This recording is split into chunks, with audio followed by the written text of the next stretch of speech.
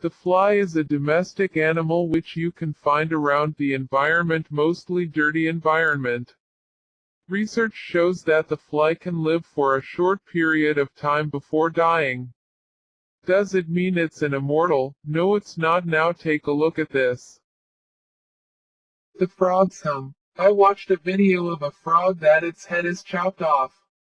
I thought there is no hope, but I was surprised seeing the frog jumping away without its head, but I know it will give up somewhere else.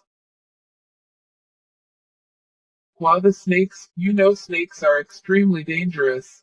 I was walking by the roadside when I saw a snake crossing the road, and guess what happened? A car smashed off the head, but to my greatest surprise it ran to the bush without its head. The praying mantis is a unique animal.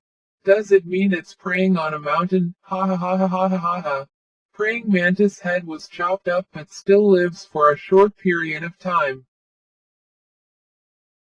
There is a day we are celebrating.